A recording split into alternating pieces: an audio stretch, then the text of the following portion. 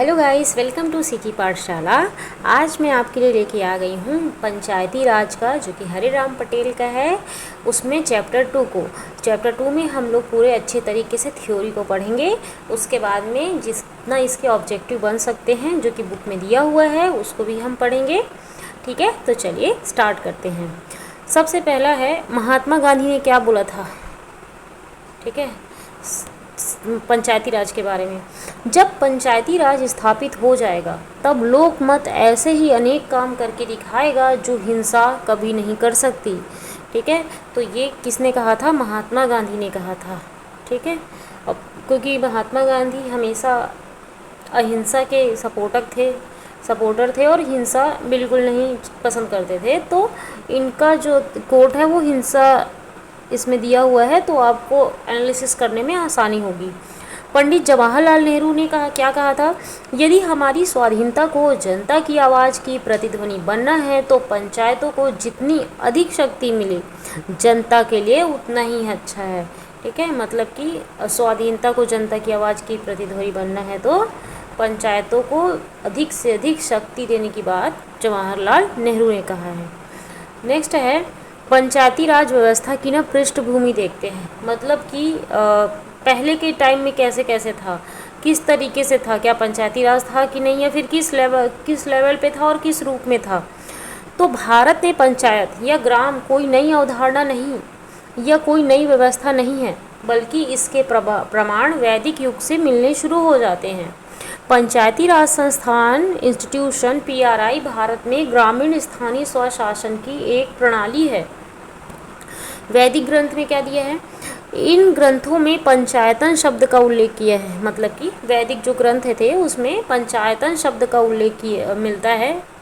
और पंचायतन 5 आध्यात्मिक लोगों का समूह हुआ करता था। ठीक है, 5 आध्यात्मिक लोगों का समूह हुआ करता था पंचायतन।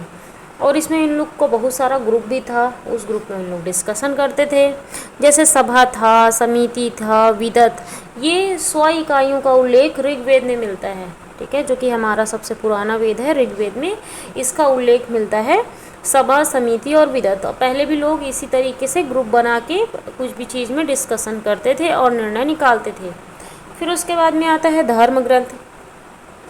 रामायण के अध्ययन से पता चलता है कि प्रशासन 2 भागों रामायण में पूर्ण नगर और जनपद ग्राम में विभाजित था। ठीक है, पूर्ण नगर और जनपद ग्राम में विभाजित था। महाभारत के अध्ययन से पता चलता है कि ग्रामिक ग्राम का मुख्य अधिकारी होता था। ठीक है, ग्रामिक जो है ग्राम का मुख्य अधिकारी होता था, जबकि दशप जो है ना, नाम से ही क्लियर है, दशप 10 ग्रामों का समूह होता था। ठीक है, दशप 10 ग्रामों का समूह होता था, और जो पूर्व है वो नगर होता था और जनपद ग्राम में विभाजित था, और ग्राम का प्रमुख ग्रामिक होता था।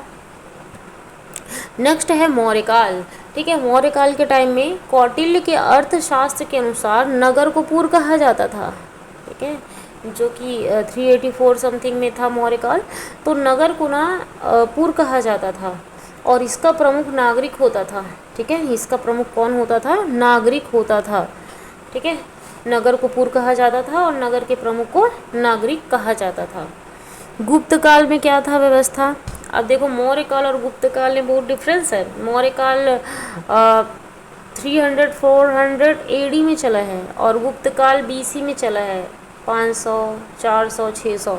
ठीक है, तो इस काल में जिला अधिकारी को विषयपति, ठीक है, गुप्त काल में जिला अधिकारी को विषयपति कहा जाता था और ग्राम के प्रधान को ग्रामपति कहा जाता था। ठीक है, ग्राम के प्रधान को क्या कहा जाता था? ग्रामपति कहा जाता था, और जिला अधिकारी को विषयपति कहा जाता था।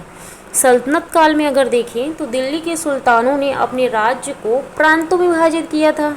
ठीक है, दिल्ली के सुल्तानों ने, जिसे विलायत कहा जाता था। सल्तनत काल में क्या कहा जाता था? विलायत कहा जाता था प्रांत को। मराठा काल में अब देख लेते हैं, तो मराठा काल में पंचायती व्यवस्था मराठा कालीन छत्तीसगढ़ से चली आ रही है। देखो, तो ये क्वेश्चन आया हुआ था 2021 में, मराठा काल से चली आ रही है। तो तब क्या था? एक सदस्य सरकारी कर्मचारी होता था, है ना, और पंचायतों का फैसला न्यायालयों में भेजा जा सकता था। ठीक है, पंचायतों का फैसला न्यायालय में भेजा जा सकता था और एक सदस्य सरकारी कर्मचारी होता था मराठा काल में। नेक्स्ट आगे बढ़ते हैं, ब्रिटिश काल में देखते हैं। तो ब्रिटिश ना सबसे पहले चार्टर एक्ट लाए थे। पहला चार्टर एक्ट 1773 में आया था, लेकिन ये दूसरा चार्टर एक्ट था 1793 में। चार्टर एक्ट 1793 के द्वारा भारत में स्थानीय निकाय को संवैधानिक अधिकार प्रदान किया गया। ठीक है, तो स्थानीय निकाय जो है ना उसको वैधानिक अधिकार प्रदान किया गया चार्टर एक्ट 1793 में। और 1870 में ना, 1870 मेयो के टाइम था, तो मेयो प्रस्ताव में ना स्थानीय संस्थाओं को मजबूत करने की चेष्टा की गई। ठीक है, स्थानीय संस्थाओं को मजबूत किया जाए ऐसा मेयो ने कहा था। इनके टाइम में अनियमित जनगणना भी हुई थी। इस दौरान शहरी नगर पालिकाओं में निर्वाचित प्रतिनिधियों की अवधारणा को प्रस्तुत की गई। ठीक है, शहरी नगर पालिकाओं में निर्वाचित प्रतिनिधियों की अवधारणा को प्रस्तुत की गई। 1882 में क्या हुआ था, 1882 में ना लॉर्ड रिपन ने स्थानीय संस्थाओं को आवश्यक लोकतांत्रिक ढांचा प्रदान किया। ठीक है, लॉर्ड रिपन जिसके टाइम में नियमित चुनाव हुआ, तो इन्होंने स्थानीय संस्थाओं को आवश्यक लोकतांत्रिक ढांचा प्रदान किया। और इस लोकतांत्रिक ढांचा को भारत में स्थानीय स्वशासन का मैग्ना कार्टा माना जाता है। लॉर्ड रिपन को भारत में स्थानीय स्वशासन का जनक कहा जाता है, तो ये बहुत इंपॉर्टेंट है, लॉर्ड रिपन को कहा जाता है स्थानीय स्वशासन का जनक। अब हम लोग आगे बढ़ते हैं।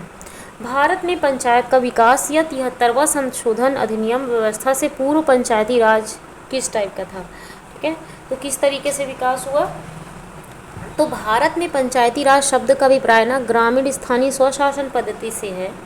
यह भारत के सभी राज्यों के निचले स्तर पर लोकतंत्र के निर्माण हेतु राज्य विधानसभाओं द्वारा स्थापित किया गया। ठीक है, स्थानीय स्वशासन का अर्थ है स्थानीय लोगों द्वारा निर्वाचित निकायों द्वारा स्थानीय मामलों का प्रबंधन करना। ये सबको पता होगा। इसमें निचले स्तर पर लोगों को भागीदार बनाकर लोकतांत्रिक विकेंद्रीकरण को सुनिश्चित किया जाता है तथा लोगों को अपनी समस्या स्वयं हल करने के लिए सक्षम बनाया जा सकता है। वो खुद ही पार्टिसिपेट करेंगे इलेक्शन में और डिस्कस करेंगे तो अपनी प्रॉब्लम को खुद सॉल्व कर सकेंगे। अब देखो ये कितने स्तर पे होता है, केंद्र सरकार, राज्य सरकार और स्थानीय स्वशासन, जो कि जिले लेवल पे होता है। ठीक है, स्थानीय स्वशासन तो त्रिस्तरीय है, केंद्र सरकार, राज्य सरकार, स्थानीय स्वशासन। ये सेंट्रल लेवल पे त्रिस्तरीय है, जो मतलब जो होता है, मतलब जो सॉल्व करने का होता है, कोई भी प्रॉब्लम होता है तो जो गवर्नमेंट है वो 3 लेवल का है। ठीक है, केंद्र सरकार, राज्य सरकार और स्थानीय स्वशासन। लेकिन त्रिस्तरीय पंचायती राज को भी कहा जाता है, वहाँ पे ग्राम पंचायत, जिला पंचायत और जनपद पंचायत होता है, तो वो अलग है। ठीक है, ये अलग है। उसके बाद में आप देखो स्थानीय स्वशासन भी 2 पार्ट में डिवाइड है, ग्रामीण स्वशासन पंचायती राज और शहरी स्वशासन नगरीय निकाय। ओके, उसके बाद में संवैधानिक प्रावधान क्या क्या हुए, तो अनुच्छेद 31A में राज्य ग्राम पंचायतों के संगठन के लिए कदम उठाएगा, ऐसा बोला है। ठीक है, अनुच्छेद 31A में कदम उठाएगा और उन्हें ऐसी शक्तियां और प्राधिकार प्रदान करेगा जो उन्हें स्वायत्त शासन की इकाइयों के रूप में कार्य करने में समर्थ बनाने के लिए आवश्यक होगी। ये अनुच्छेद 31A में कहा गया है। अनुच्छेद 31A मसौदा संविधान 1948 का हिस्सा नहीं था। ठीक है, 1948 में ना हिस्सा नहीं था। यह 22 नवंबर 1948 को विधानसभा में पेश किया गया और एक नया संशोधन था। ठीक है, जबकि मसौदा संविधान पर विचार विमर्श चल रहा था। ठीक है, मसौदा संविधान पर विचार विमर्श चल रहा था, तो अनुच्छेद 31 याद रहेगा आपको। उसके बाद में अनुच्छेद 40, तो ये तो बहुत इंपॉर्टेंट है, बहुत बार पूछा गया है। ग्राम पंचायतों का संगठन, इसमें लिखा है राज्य ग्राम पंचायतों का संगठन करने के लिए कदम उठाएगा और उनको ऐसी शक्तियां और प्राधिकार प्रदान करेगा जो उन्हें स्वायत्त शासन की इकाइयों के रूप में कार्य करने योग्य बनाने के लिए आवश्यक हो। तो ये अनुच्छेद 40 में कहा है, जो कि बहुत इंपॉर्टेंट है। ग्राम पंचायतों का संगठन, विकास संबंधी कार्यक्रम, तो स्वतंत्रता के बाद की अवधि में ना ग्रामीण क्षेत्रों में, मतलब अब ऐसा था कि पंचायती राज जब बना उसी समय बस पंचायती राज आया क्या, मतलब 1992 में, 1993 में नहीं, ऐसा नहीं है। क्या गवर्नमेंट इससे पहले काम नहीं कर रही थी? क्या कर रही थी गवर्नमेंट, इससे पहले कार्य कर रही थी। और सबसे पहले क्योंकि गांधी जी का सपना था कि गांव का विकास हो, तो इसलिए इससे पहले भारत आज़ाद हुआ तब भी बहुत सारे लोग दबाव बना रहे थे कि जवाहरलाल नेहरू के ऊपर कि गांधी जी का जो इच्छाएं हैं वो तो कहीं से भी उसमें नहीं किया गया है, मतलब कॉन्स्टिट्यूशन में ऐड नहीं किया गया है या फिर उसके लिए कोई कार्य नहीं किया गया है। तो एक जनता की तरफ से और जो वहाँ पे उस समय लोग थे उसके तरफ से एक प्रेशर था जवाहरलाल नेहरू जी के ऊपर। तो उन्होंने कुछ कुछ काम करा रहे थे कि ग्रामीण स्वशासन को कैसे मजबूत किया जाए और कैसे किया जाए। तो उसके लिए वो बहुत सारे कुछ कुछ काम करा रहे थे, लेकिन वो फेल हो गए। जितने भी वो कराए, जितने प्रोजेक्ट उन्होंने चालू किया वो सब फेल हो गए। तो वो कौन कौन से प्रोजेक्ट थे ये देखो, यहाँ पे था सबसे पहले सामुदायिक परियोजना प्रशासन। सामुदायिक परियोजना प्रशासन ये 31 मार्च 1952 में स्टार्ट हुआ, योजना आयोग के द्वारा स्टार्ट हुआ, ठीक है, प्लानिंग कमीशन के द्वारा। और सामुदायिक विकास संबंधी कार्यक्रमों का प्रशासन करना, ये इसका क्या था, कार्य था, ठीक है। तो कार्यक्रमों का क्या करना, प्रशासन करना, बस ऐसी था। इन्होंने लागू कर दिया और उसके बाद में वहाँ पे बोला कि क्या करें कि वहाँ पे जाके गांव गांव जाके पता करें कि किस तरीके से काम चल रहा है, किस तरीके से नहीं चल रहा है, और साथ ही साथ में क्या और किया जा सकता है अच्छा। और इन्होंने सबसे इम्पॉर्टेंट बात है, इन्होंने ये जो दोनों तीनों प्रोग्राम थे उसमें उन्होंने लोक सेवक नियुक्त गया था। लोक सेवक नियुक्त किया गया था। तो लोक सेवक जाते थे और वहाँ पे उसके कामों को देखते थे और वहाँ पे जो काम थे उसको लागू करवाते थे। साथ ही साथ में इन्होंने उन लोक सेवक को ये भी बोल रखा था कि वहाँ पे जाके प्रचार प्रसार करना है कि हमारे जो काम चल रहा है उसको गाँव के लोगों को बताना है, ठीक है। लेकिन ये सब फेल हो गया। तो देखो, सबसे पहले सामुदायिक परियोजना प्रशासन आया 31 मार्च 1952 को, और योजना आयोग के द्वारा लाया गया सामुदायिक विकास संबंधी कार्यक्रमों का प्रशासन करना, ये इसका कार्य था। फिर गांधी जी के जयंती के टाइम में 2 अक्टूबर 1952 को ही, है ना, जवाहरलाल नेहरू ने लाया था सामुदायिक विकास कार्यक्रम, ठीक है। सामुदायिक विकास कार्यक्रम जवाहरलाल नेहरू लाया था 2 अक्टूबर 1952 को, और ये असफल हो गया। उसके बाद में राष्ट्रीय विस्तार सेवा कार्यक्रम लाया, है ना, योजना आयोग ने लाया, और ये भी 2 अक्टूबर 1953 को लाया गया था। वो 2 अक्टूबर 1952 को, ये 2 अक्टूबर 1953 में, मतलब देखो एक साल के बाद लाया जा रहा है। इसका नाम है राष्ट्रीय विस्तार सेवा कार्यक्रम, है ना। ये भी योजना आयोग ने लाया और ये भी कार्यक्रम असफल रहा। तो 2 ठो योजना आयोग ने लाया था और एक जवाहरलाल नेहरू ने लाया था, और ये 52 और 53 इसी के टाइम में लाया गया। लेकिन ये सब क्या हो गए, ये सब प्रोजेक्ट उनके असफल हो गए। अब इसका कार्यक्रम का प्रभाव क्या पड़ा, तो यह प्रयास असफल रहा क्योंकि इन कार्यक्रमों के संचालन में नौकरशाही का प्रभाव रहा। मैंने बताया था कि नौकरशाही मतलब लोगों को नियुक्त किया जाता था और वहाँ पे वो जाके लोगों को बताते थे और उनकी प्रॉब्लम को सुनते थे और साथ ही साथ उसको सॉल्व करने की कोशिश करते थे। साथ ही जनता की सहभागिता का भी अभाव रहा, लोग वहाँ पे सपोर्ट नहीं करते थे। इस तरह पंचायतों को ग्रामीण विकास में भागीदारी का अवसर नहीं दिया गया। उपाय क्या था, कार्यक्रम की असफलता को जानने और उपाय सुझाने के लिए सरकार द्वारा बलवंत राय मेहता की अध्यक्षता में एक समिति का गठन किया गया। मतलब ये भी जो तीनों प्रोग्राम जो चलाए गए थे वो क्यों ऐसे असफल हो गए और क्या प्रॉब्लम था, सिर्फ इसी चीज़ के लिए बलवंत राय मेहता समिति का गठन किया गया था, सिर्फ इसलिए कि वो जाने कि आखिर क्या कारण था। और वो बलवंत राय मेहता तो जवाहरलाल नेहरू के अच्छे दोस्त थे, है ना। एक समिति का गठन किया गया और इसने अपनी रिपोर्ट 24 नवंबर 1957 को प्रस्तुत की, ठीक है, 24 नवंबर 1957 को प्रस्तुत की, और इस रिपोर्ट में ने भारत में पंचायती राज की नींव रखी, ठीक है। तो इस तरीके से बलवंत राय मेहता, उनको सिर्फ बोला गया था कि बताइए कि क्या प्रॉब्लम था, बट इन्होंने पूरा प्रॉब्लम के साथ साथ में कैसे मैनेज करना है, किस तरीके से चलाना है, ये सब चीज़ भी बलवंत राय मेहता जी ने बताया। तो पंचायती राज व्यवस्था की स्थापना हेतु गठित समितियाँ, तो सबसे पहले तो बलवंत राय मेहता समिति थी, और जो कि बहुत इम्पॉर्टेंट है और हमारे एग्ज़ाम में भी बहुत बार आया है, ठीक है। 1957 में इन्होंने अपनी रिपोर्ट प्रस्तुत की और अध्यक्ष कौन थे, बलवंत राय मेहता थे। उद्देश्य क्या था, ग्रामों में सामाजिक एवं आर्थिक विकास हेतु सन 1952 में सामुदायिक विकास योजना तथा 1953 में राष्ट्रीय विस्तार सेवा योजना संपूर्ण देश में प्रारंभ की गई थी, परंतु आशातीत सफलता प्राप्त नहीं होने के परिणाम स्वरूप 1957 में इन योजनाओं के कार्यों की जांच पड़ताल करने के उद्देश्य से बलवंत राय मेहता की अध्यक्षता में एक समिति गठित की गई। ठीक है, परिणाम क्या हुआ? इस समिति ने पाया कि सामुदायिक विकास योजना और राष्ट्रीय विस्तार सेवा योजना की विफलता का प्रमुख कारण ना लोगों की भागीदारी में कमी था। मतलब लोग वहाँ पे भागीदारी ही नहीं किए और साथ ही साथ जो कर रहे थे काम उनको सपोर्ट भी नहीं किया गया। ठीक है, अब तो इन्होंने कुछ अनुशंसाएं की कि किस तरीके से हमको इसको करना चाहिए और अच्छे से क्रियान्वयन करने के लिए क्या क्या चीज़ किया जा सकता है। तो इस समिति की अनुशंसा पर त्रिस्तरीय पंचायती राज व्यवस्था की परिकल्पना सामने आई और त्रिस्तरीय पंचायती राज की स्थापना के संबंध में की गई सिफारिशें कौन कौन से थी बलवंत राय मेहता की। तो इन्होंने बोला ग्राम स्तर पर ना ग्राम पंचायत बनाया जाए और खंड या ब्लॉक स्तर पर ना पंचायत समिति बनाई जाए और जिला स्तर पर जिला परिषद बनाया जाए, है ना। तीन स्तर रहेगा तो ग्राम के लोग काम करेंगे तो उसको जनपद पंचायत या फिर पंचायत समिति देखेगा और पंचायत समिति का जो काम रहेगा या फिर ग्राम पंचायत दोनों का काम जिला परिषद देखेगा। तो विकास संबंधी सभी कार्यक्रमों एवं योजनाओं का क्रियान्वयन पंचायती राज स्तर से किया जाना चाहिए और पंचायती राज संस्थाओं को वास्तविक रूप में सत्ता का हस्तांतरण किया जाना चाहिए, ये बलवंत राय मेहता जी ने बोला।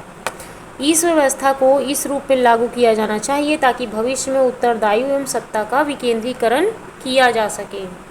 इन संस्थाओं को अपने दायित्वों के निर्वहन हेतु उचित वित्तीय साधन उपलब्ध कराने चाहिए, मतलब पंचायती राज को, कि वो अच्छे से काम कर सकें। ठीक है, तो ये सब इनकी अनुशंसा थी। शुरुआत क्या हुआ? अनुशंसा के तहत ना 2 अक्टूबर 1959 को गांधी जी के बर्थडे के दिन राजस्थान के नागौर जिले में ना तत्कालीन प्रधानमंत्री पंडित जवाहरलाल नेहरू के द्वारा पंचायती राज व्यवस्था की शुरुआत की गई। ठीक है, तो 2 अक्टूबर 1959 को स्टार्ट किया गया। तो ये क्वेश्चन भी बहुत आता है, लेकिन बहुत सारे लोगों को ये नहीं पता होता कि 1959 में ही 11 अक्टूबर को 9 दिन बाद आंध्र प्रदेश में भी पंचायती राज व्यवस्था लागू की गई और वहाँ पे राजस्थान के नागौर जिले से तो लागू की गई लेकिन आंध्र प्रदेश में भी लागू किया गया 9 दिन बाद। इसको ध्यान रखिएगा। ठीक है, छत्तीसगढ़ पंचायती राज की 3 स्तरीय प्रणाली है, ग्राम पंचायत, जनपद पंचायत, जिला पंचायत, ये छत्तीसगढ़ में है। ठीक है,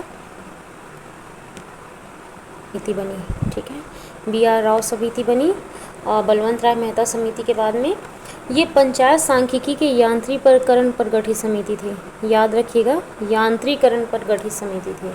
ठीक है, तो BR राव समिति यांत्रिकीकरण पर गठित समिति थी सांख्यिकी के ऊपर। नेक्स्ट है SB मिश्रा समिति, ये 1961 में आया, वो 57 में आया था, ये 60 में आया। BR राव ये सांख्यिकी के यांत्रिकरण पर, और SB मिश्रा जो समिति है ना वो 1961 में गठित की गई पंचायत एवं सहकारी समितियों पर गठित कार्यदल था। ठीक है, सहकारी समिति पर, सहकारी समिति आपको पता होगा क्या होता है। ठीक है, तो पंचायत एवं सहकारी समितियों पर गठित कार्यदल था। ठीक है, SB मिश्रा समिति। उसके बाद में B ईश्वरन अध्ययन दल आया, ये भी 1961 में आया, पंचायती राज प्रशासन पर अध्ययन दल था B ईश्वरन अध्ययन दल। उसके बाद में आया GR राजगोपालन समिति जो कि 1962 में आया और न्याय पंचायतों पर अध्ययन दल था। ठीक है, न्याय पंचायतों पर अध्ययन दल था, GR राजगोपालन समिति में न्याय पंचायतों पर अध्ययन दल था। और B ईश्वरन जो अध्ययन दल था ना वो पंचायती राज प्रशासन पर अध्ययन दल था। नेक्स्ट आया 1963 में RR दिवाकर समिति, ग्राम सभा की स्थिति की समीक्षा था। ठीक है, ग्राम सभा की स्थिति की समीक्षा था। और M रामाकृष्णय्या अध्ययन दल आया 1963 में, पंचायती राज संस्थाओं की आय व्यय की गणना करना था।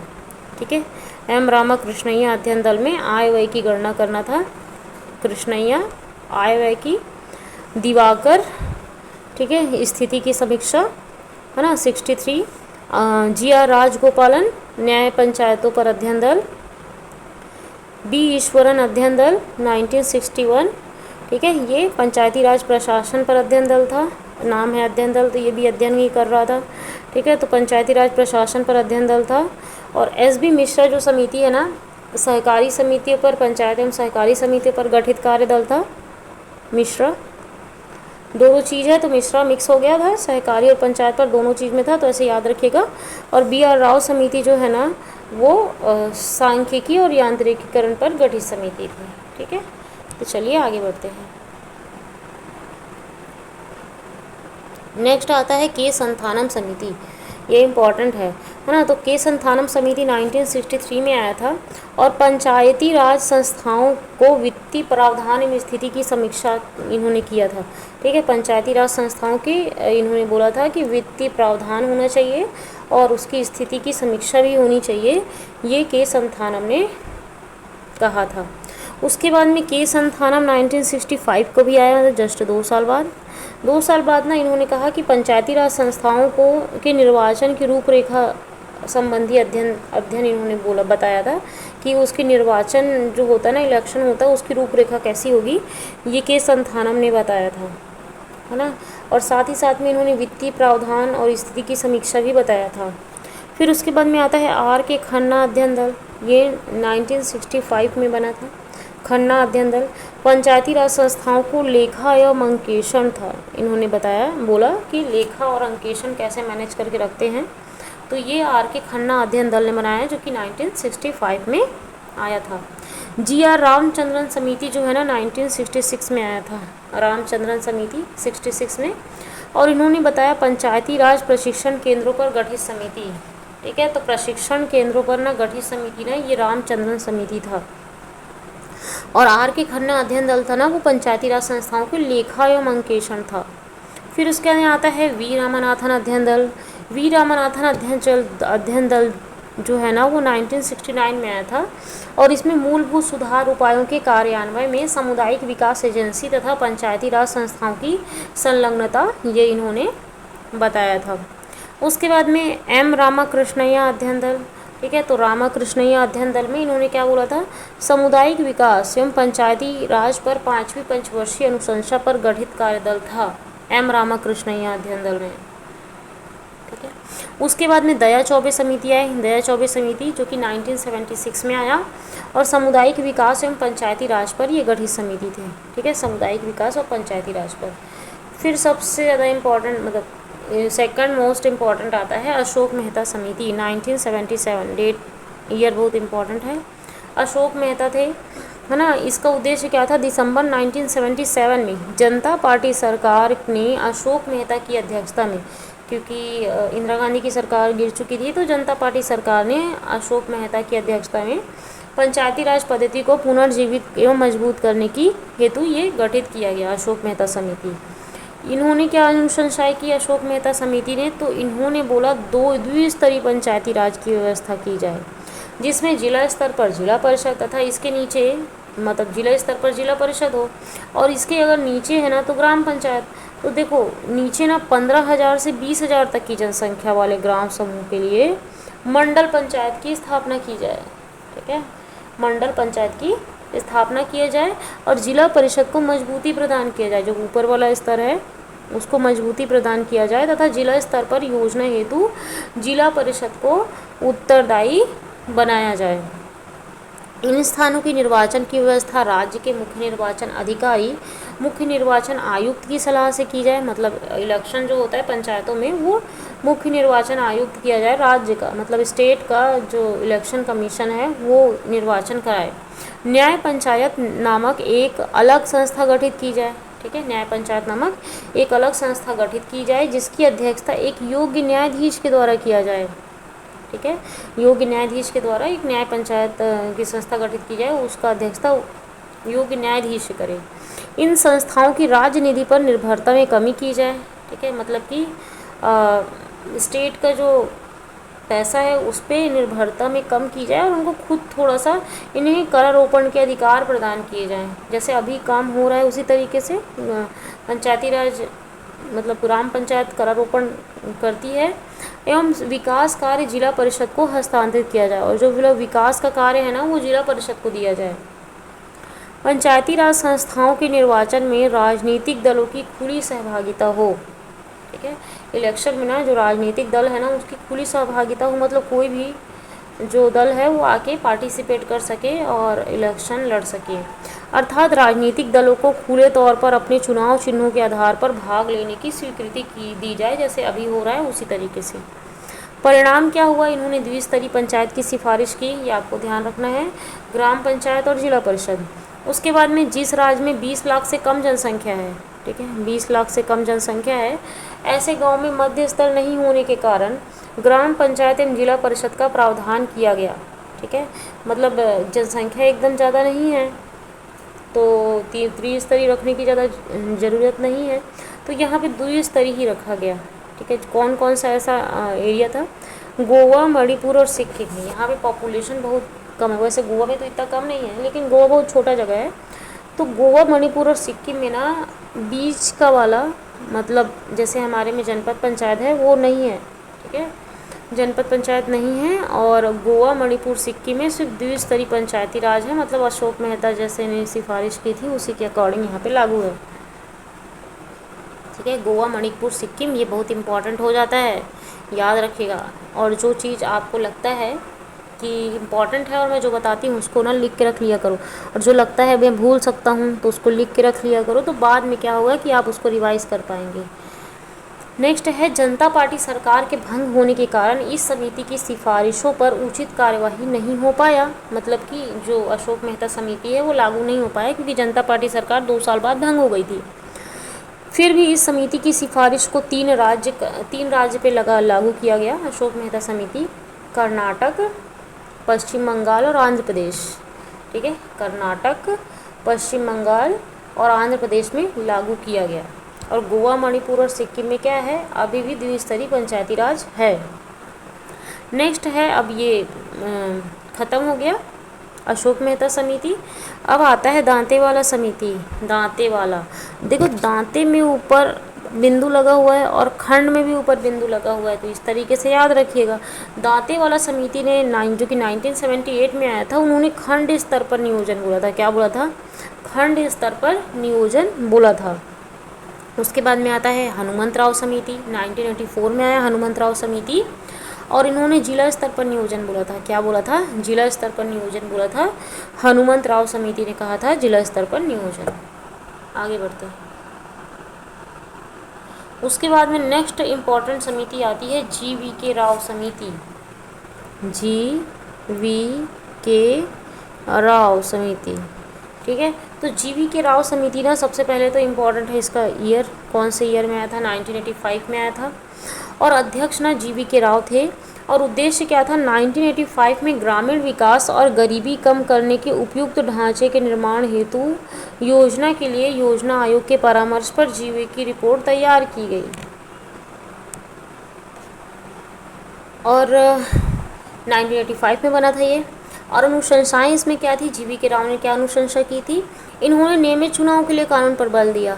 ठीक है, नियमित चुनाव के लिए मतलब इलेक्शन नियमित होना चाहिए, मतलब एक पर्टिकुलर जो फिक्स टाइमिंग है उसमें चुनाव होना चाहिए पंचायती राज में। विकेंद्रीकृत योजनाओं की प्रक्रिया में पंचायती राज संस्थाओं को जोड़ने की इन्होंने सिफारिश की। ठीक है, तो आयोजन है उसमें पंचायती राज को जोड़ने की सिफारिश की। ग्रामीण विकास एवं गरीबी उन्मूलन कार्यक्रमों में विद्यमान जो प्रशासनिक जो व्यवस्थापन है उसके लिए इन्होंने बात की कि वो कैसे होना चाहिए। और इस समिति द्वारा 4 स्तरीय परिषद के गठन की सिफारिश की। तो सबसे ज़्यादा इम्पोर्टेंट तो यही है। अशोक मेहता ने द्विस्तरीय बोला था, बलवंत राय मेहता ने त्रिस्तरीय बोला था, GV.K. राव ने 4 स्तरीय बोला था। ये बहुत इम्पोर्टेंट है। और कब आया था ये भी बहुत इम्पोर्टेंट, 1985। अब देखो इन्होंने 4 स्तरीय बोला, तो कौन कौन सा स्तर क्या क्या हो सकता है? तो राज्य स्तर पर ना राज्य विकास परिषद होगा, जिला स्तर पर ना जिला परिषद होगा, मंडल स्तर पर ना मंडल पंचायत होगा, और ग्राम स्तर पर ग्राम पंचायत होगा। मतलब जैसे अभी है ग्राम पंचायत, मंडल पंचायत मतलब हमारा जनपद पंचायत, जिला परिषद मतलब जिला परिषद, लेकिन इन्होंने और एक स्तर का कौन सा था? राज्य स्तर पर राज्य विकास परिषद, तो इन्होंने जोड़ दिया था GV.K. राव ने। नोट: विकास प्रशासन के लोकतंत्रीकरण के विपरीत उनके नौकरशाहीकरण की इस प्रक्रिया के कारण पंचायती राज कमजोर हो गया, और जिसके कारण इसे बिना जड़ की घास कहा गया। क्या? लोकतंत्रीकरण का विपरीत है ना, नौकरशाही की इस प्रक्रिया के कारण पंचायती राज क्या होगा? कमजोर हो गया, और उसको बिना जड़ की घास कहा गया। तो GV.K. राव समझ आ गया, वो थर्ड मोस्ट इम्पॉर्टेंट था। अब उसके बाद में आते हैं लक्ष्मण सिंघवी समिति। यही बहुत इम्पॉर्टेंट है, 1986 में आया था लक्ष्मण सिंघवी समिति। जस्ट 1 साल बाद आया था GV.K. राव के बाद में। अध्यक्ष ना ML सिंघवी थे, मतलब लक्ष्मण सिंघवी थे। इसमें सबसे पहले बोला क्या गया, ये ज़्यादा इम्पोर्टेंट है। ईयर कौन से ईयर में आया और इसमें बोला क्या, इम्पोर्टेंट बात क्या बोला। इन्होंने पंचायती राज संस्थानों को संवैधानिक रूप में मान्यता देने की बात कही। ये क्वेश्चन आता है कि सबसे पहले पंचायती राज को संवैधानिक दर्जा देने की बात किसने कही, तो लक्ष्मण सिंघवी समिति ने कही। इन्होंने भी कुछ रिजर्वेशन की बात कही थी, लेकिन पूरे अच्छे तरीके से नहीं। अब नेक्स्ट थुंगन समिति में आएंगे तब उन्होंने अच्छे से आरक्षण की बात कही थी। लेकिन लक्ष्मण सिंघवी समिति का ईयर इम्पोर्टेंट है और इन्होंने संवैधानिक रूप में मान्यता प्रदान किया जाए, ये बोला है, ये इम्पोर्टेंट है ना। तो देखो उद्देश्य क्या था लक्ष्मण सिंघवी का। 1986 में राजीव गांधी सरकार द्वारा लोकतंत्र व विकास के लिए पंचायती राज संस्थाओं का पुनरुद्धार अध्ययन हेतु गठित समिति थी लक्ष्मण सिंघवी समिति। और सिफारिशें क्या थी, सिंघवी समिति ने सिफारिश की कि पंचायती राज संस्थाओं को संवैधानिक रूप में मान्यता दी जाए। और क्या सिफारिश थी, पंचायती राज संस्थानों के निर्वाचन, विघटन, कार्य पद्धति के विवाद के लिए राज्य में न्यायाधिकरण गठित किया जाना चाहिए। ठीक है, तो राज्य में न्यायाधिकरण गठित हो जो इसके पूरे प्रॉब्लम का सॉल्यूशन कर सके। तो ये इन्होंने कहा लक्ष्मण सिंघवी ने। और क्या कहा इन्होंने, ग्राम पंचायतों को आत्मनिर्भर बनाने हेतु आर्थिक संशोधन प्रदान करने की बात कही। ठीक है, आर्थिक संशोधन हो, ये इन्होंने लक्ष्मण सिंघवी ने कही। उसके बाद में कई ग्रामों के समूह के लिए न्याय पंचायतों का गठन किया जाना चाहिए। न्याय पंचायत का पहले भी इन्होंने बोला था, न्यायाधिकरण का गठन, तो न्याय पंचायत का गठन किया जाना चाहिए। तथा ग्राम पंचायत के पास आर्थिक वित्तीय स्रोत होने चाहिए। मतलब कि ये पहले भी कहा गया कि ग्राम पंचायत के पास में वित्तीय स्रोत होना चाहिए, इन्होंने भी कहा। उसके बाद ने क्या कहा, संविधान में एक नया अध्याय जोड़ा जाना चाहिए। इसमें कुछ संवैधानिक प्रावधानों का भी सुझाव दिया। इन्होंने कुछ संवैधानिक प्रावधान का सुझाव दिया लक्ष्मण सिंघवी ने, और जिससे पंचायती राज निकायों के चुनाव में नियमितता, निष्पक्षता तथा स्वतंत्रता सुनिश्चित की जा सके। परिणाम क्या हुआ, इस समिति की अनुशंसाओं के मद्देनजर राजीव गांधी सरकार ने 64वां संविधान संशोधन बिल प्रस्तुत किया। ठीक है, राजीव गांधी ने 64वां संविधान संशोधन बिल प्रस्तुत किया, लेकिन अब राजीव गांधी जी नहीं रहे तो ये भी कहीं ना कहीं कैंसल हो गया। उसके बाद में आते हैं पीके थुंगन समिति। अब लक्ष्मण जो सिंघवी समिति थी वो 86 में थी, लेकिन पीके थुंगन समिति 88 में, जस्ट 2 साल बाद थुंगन समिति। इसमें सबसे ज़्यादा इम्पॉर्टेंट ये है कि ये ईयर कौन से ईयर में आया और इसमें बात क्या कही। तो इसमें आरक्षण की बात कही गई थी, ये सबसे ज़्यादा इम्पॉर्टेंट है। और महिलाओं के लिए भी आरक्षण की बात कही थी पीके थुंगन समिति ने। ठीक है, पीके थुंगन इसके अध्यक्ष थे, पीके थुंगन समिति के। और यह समिति जिला योजना के लिए जिले में राजनीतिक एवं प्रशासनिक ढांचे के प्रकार पर विचार करने के लिए नियुक्त की गई थी पीके थुंगन समिति। अनुशंसाएं क्या थी पीके थुंगन का, स्थानीय निकायों की संवैधानिक मान्यता की अनुशंसा इन्होंने की, है ना। जो स्थानीय निकाय है उसकी संवैधानिक मान्यता दी जाए, ये इन्होंने कहा। ये लक्ष्मण सिंघवी ने भी कहा था, लेकिन इन्होंने भी कहा। ठीक है, अब जो आगे के जितने भी आएंगे वो सब कहेंगे। गांव, प्रखंड तथा जिला स्तरों पर त्रिस्तरीय पंचायती राज होनी चाहिए, ये इन्होंने कहा। और साथ ही पंचायत राज में तीनों स्तर पर जनसंख्या के हिसाब से आरक्षण होना चाहिए और महिलाओं के लिए भी आरक्षण होना चाहिए, ये पीके थुंगन समिति ने कहा। ठीक है, जिला परिषद का मुख्य कार्यकारी पदाधिकारी जिले का कलेक्टर होगा, ऐसा इन्होंने कहा। ठीक है, और क्या कहा इन्होंने,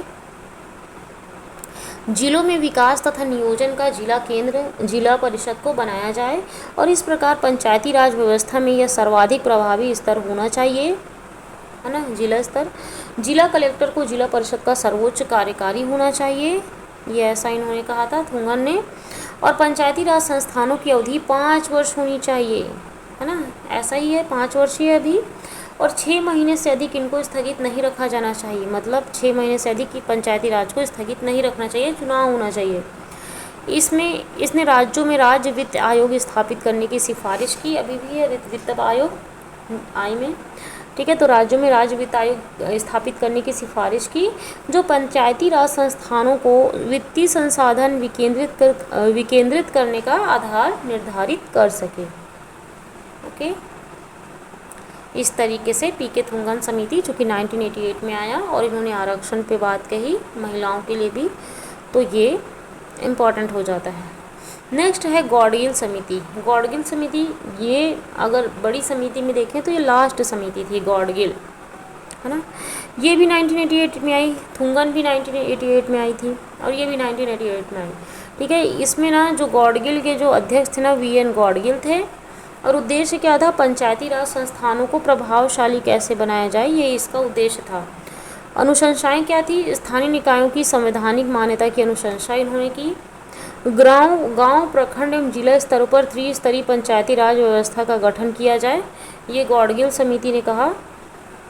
और अनुसूचित जाति, अनुसूचित जनजाति और महिला वर्ग के लिए आरक्षण होना चाहिए।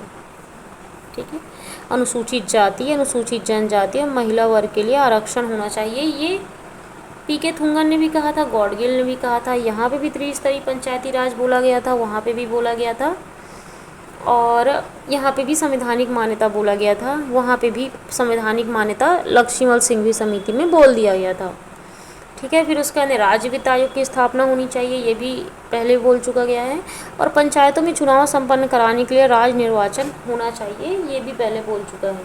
लेकिन गॉडगिल समिति ने जितने पुराने बात कहे हैं वही सब बात कहा गया, लेकिन जो आधार बना, ठीक है, मतलब जो अभी चल रहा है पंचायती राज, वो गॉडगिल समिति का ही कहीं ना कहीं, क्योंकि लास्ट था तो यही आधार बनी। गॉडगिल समिति की अनुशंसाएं एक संशोधन विधेयक निर्माण का आधार बनी। ठीक है, तो याद रहेगा। नेक्स्ट है संवैधानिकीकरण। ठीक है, कॉन्स्टिट्यूशनलाइजेशन। ठीक है, अब देखो किस किस ने मतलब संवैधानिकीकरण किया पंचायती राज का, तो सबसे पहले राजीव गांधी सरकार का प्रयास था, है ना। राजीव गांधी सरकार, एमएल सिंघवी समिति आई थी जो कि 1986 में आई थी, है ना। तो एमएल सिंघवी समिति की अनुशंसाओं पर ना राजीव गांधी सरकार ने, इन्होंने पंचायती राज संस्थाओं को और अधिक व्यापक एवं शक्तिशाली बनाने हेतु संवैधानिकीकरण करने की योजना बनाई, जिसे मूर्त रूप देने के लिए 64वां संविधान संशोधन विधेयक 1989 जुलाई 1989 में लाया इन्होंने, राजीव गांधी सरकार ने। लेकिन लोकसभा में प्रस्तुत किया, जो पास हो गया, किंतु राज्यसभा से ये पास नहीं हो सका राजीव गांधी की सरकार के टाइम में। ठीक है, पंचायती राज। उसके बाद में आता है नेक्स्ट वीपी सिंह सरकार का प्रयास। जब नवंबर 1989 में ना राष्ट्रीय मोर्चा सरकार से प्रधानमंत्री वीपी सिंह बने। ठीक है, राष्ट्रीय मोर्चा सरकार से वीपी सिंह बने। इससे पहले राजीव गांधी थे, लेकिन वीपी सिंह बने।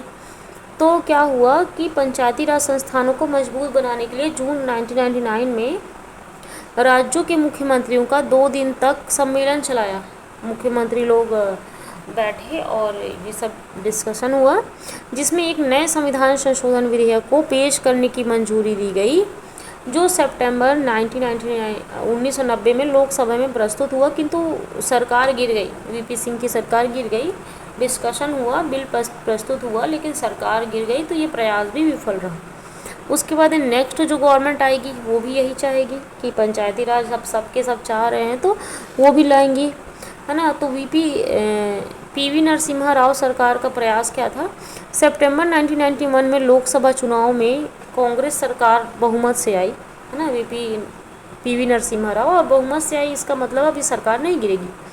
और प्रधानमंत्री पीवी नरसिम्हा राव बने। इन्होंने पंचायती राज को संवैधानिकीकरण के लिए 73वें संविधान संशोधन 1992 पारित करवाकर 24 अप्रैल 1983 को प्रभावशील करवाया। ठीक है, तो 73वें संविधान संशोधन 1992 पारित करवाकर ना 24 अप्रैल 1983 को प्रभावशील इन्होंने करवाया। ठीक है, तो पीवी नरसिम्हा राव ने। ठीक है, तो इस तरीके से पीवी नरसिम्हा राव के टाइम में 24 अप्रैल 1993 को पंचायती राज लागू हो गया। आगे बढ़ते हैं। अब यहाँ पे समिति और क्या क्या सिफारिश थी। 1957 में इन्होंने त्रिस्तरीय पंचायती राज की व्यवस्था की, ये तो याद ही होगा आपको। फिर उसके अंदर बी.आर. राव आए। बी.आर. राव 1960 में आए, जस्ट 3 साल बाद।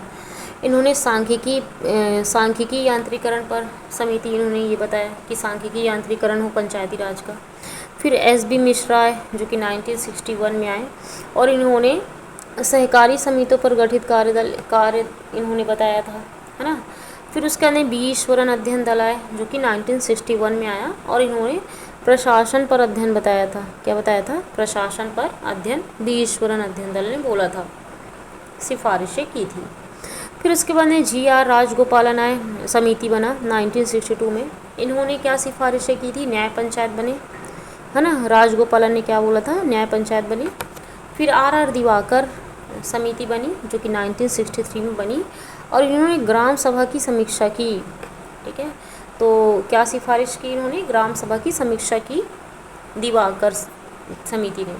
उसके बाद में M रामाकृष्णैया अध्ययन दल आया जो कि 1963 में ही बना था, और इन्होंने आय व्यय की गणना के सिफारिशें इन्होंने की, आय व्यय की गणना की। उसके बाद संथानम समिति आया जो कि 1963 में आया था, और वित्तीय प्रावधान संबंधी इन्होंने सिफारिशें की। ठीक है, वित्तीय प्रावधान का क्या हो, इनको टैक्स लगाने का मतलब इनको अधिकार हो, तो ये सब के संथानम समिति ने कहा था। फिर उसके बाद के संथानम समिति फिर से 1965 में 2 साल बाद आया, और इन्होंने निर्वाचन की कैसी रूपरेखा होनी चाहिए, इलेक्शन होना चाहिए, ये सब बताया इन्होंने। फिर उसके बाद में RK खन्ना अध्ययन दल आया जो कि 1965 में आया, और लेखा एवं अंकेशन इन्होंने बोला था।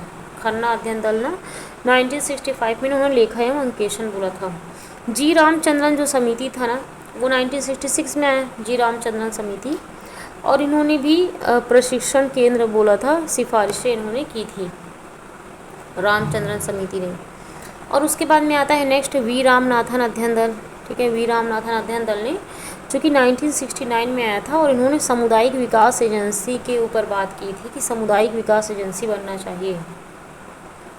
नेक्स्ट आता है M रामाकृष्णैया अध्ययन दल, तो ये 1972 में बना था, और ये 5वीं पंचवर्षीय योजना पे इन्होंने अनुशंसा की थी, क्या क्या सिफारिशें होनी चाहिए। नेक्स्ट आता है दया चौबे समिति। दया चौबे समिति ना 1976 में बना था, और सामुदायिक विकास का इन्होंने बोला था। ठीक है, फिर उसके बाद आता है अशोक मेहता समिति 1977 में। अशोक मेहता, इन्होंने द्विस्तरीय पंचायती राज व्यवस्था के बारे में बोला था, इम्पॉर्टेंट है।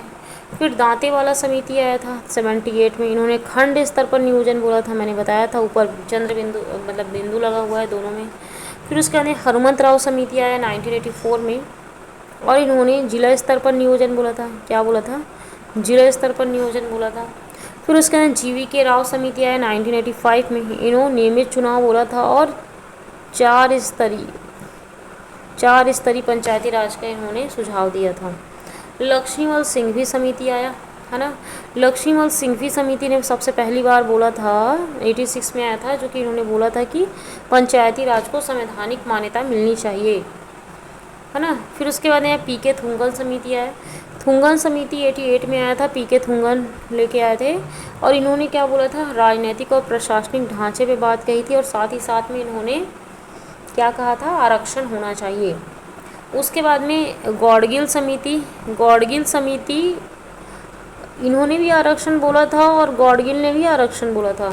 आरक्षण और संवैधानिक मान्यता बोला था गौड़गिल समिति, और जो अभी हमारा पंचायती राज है उसका आधार गौड़गिल समिति है। फिर भूरिया समिति आया। भूरिया समिति हमने नहीं पढ़ा है, लेकिन ये आगे एक पूरा चैप्टर ही है भूरिया समिति के ऊपर। तो इन्होंने 1995 में आया भूरिया समिति, और उन्होंने क्या सिफारिश की? पेशा एक्ट की मांग की। ठीक है, पेशा एक्ट की मांग की भूरिया समिति ने। ठीक है, तो इस तरीके से हमारा चैप्टर 2 हो जाता है कंप्लीट। अगर आपको अच्छा लगे, तो अगर आप लास्ट तक देखें तो ऑफ कोर्स आपको अच्छा लगेगा, तो लाइक शेयर एंड सब्सक्राइब ज़रूर कीजिएगा। Thank you so much. मैं नेक्स्ट क्लास में इससे संबंधित क्वेश्चन आंसर लेके आ जाऊंगी, ऑब्जेक्टिव। ओके, तो चलिए बाय बाय।